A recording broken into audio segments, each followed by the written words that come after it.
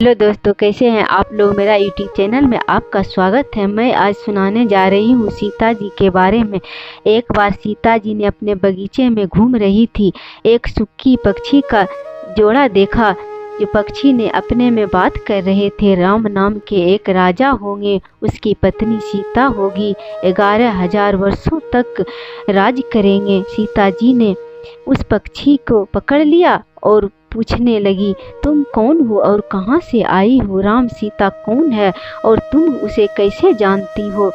सुक्की ने कहा, मैं वाल्मीकि मुनि के आश्रम में रहती हूँ। वाल्मीकि जी ने एक रामायण महाकाव्य का रचना किया है और अपने शिष्य के साथ अध्ययन कराता है और कथा का गुणगान करता है। हम पूरा सुने हैं, इसे हमें भी अभ्यास हो गया है।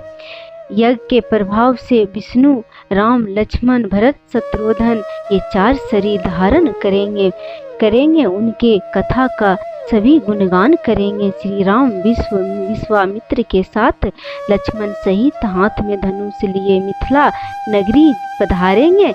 एक ऐसा धनुष जिसे दूसरा कोई उठा नहीं सकता। राम तोड़ डालेंगे और सीता जी से विवाह कर लेंगे और विशाल राज्य का पालन करेंगे। इस बात को तुम क्यों पूछ रही हो? सीता जी ने कहा, मैं ही सीता हूँ।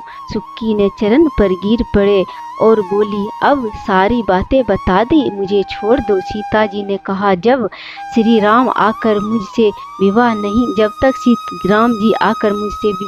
कर लेते तब तक नहीं छोड़ेंगे। सुक्की ने कहा, मैं गर्भिणी हूँ, मैं अपने बच्चे को अपने स्थान पर जाकर जन्म दूंगी, उसके बाद मैं तुम्हारे पास आ जाऊंगी। सीता जी ने नहीं छोड़ी। सुक्की ने श्राप दिया, जिस अवस्था में मैं पति से अलग हुआ हूँ उसी अवस्था में तुम्हें भी अलग होना पड़ेगा। राम नाम का जप करते हुए प्राण त्याग दिया। सुंदर विमान आया और उस पर बैठकर सुक्की ने प्रभु के धाम चली गई। शुक ने भी श्राप दिया, मैं अयोध्या में जन्म लेकर इसका बदला लूंगा। मेरे ही वचन के कारण तुम्हें भी पति से अलग होना पड़ेगा, महान दुख सहना पड़ेगा। यह कहकर शुक अपना प्राण त्याग दिया। मेरा कथा अच्छा लगा हो तो सब्सक्राइब। जय श्री हरि।